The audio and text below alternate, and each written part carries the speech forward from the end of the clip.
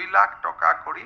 এজন নিবনুৱা যুৱক যুৱতীক নিজৰ উদ্যোগ স্থাপন কৰাৰ বাবে আমি সহায় কৰিম 1 লাখ ঘূৰাই দিব 1 লাখ ঘূৰাই দিব নালাগে প্ৰথম বছৰ আমি 30,000 লোকক যুৱক যুৱতীকে সহায়টো কৰিম আত্মনিৰ্ভৰ অসম আঁচনিৰ যোগেদি প্ৰথম পৰ্যায়ত 30,000 যুৱকক প্ৰদান কৰা হ'ব 2 লাখকৈ নগদ ধন 16 আগষ্টৰ পৰা হিতাধিকাৰী বাছনি 30 ছেপ্টেম্বৰত নগদ ধন প্ৰদান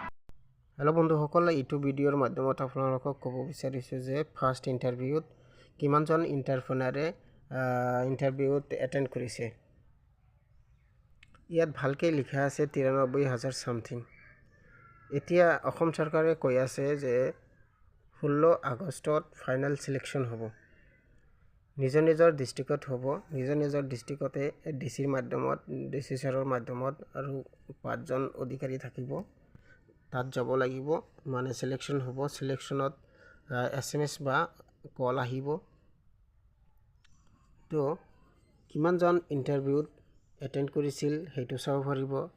কোনটো ডিষ্ট্ৰিক্টত কিমানজন এণ্টাৰপ্ৰেনাৰে এটেণ্ড হৈছিল কিমানজন এপ্লাই কৰিছিল A to Z চাব পাৰিব এই ডেশবৰ্ডত আহি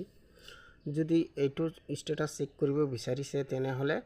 ক্ৰম বজাৰত যাই মোবাইল নম্বৰ বহুৱাই OTP কেপচা বহুৱাব লাগিব তাৰপিছত তলফালে আহি A to Z চাব পাৰিব ধন্যবাদ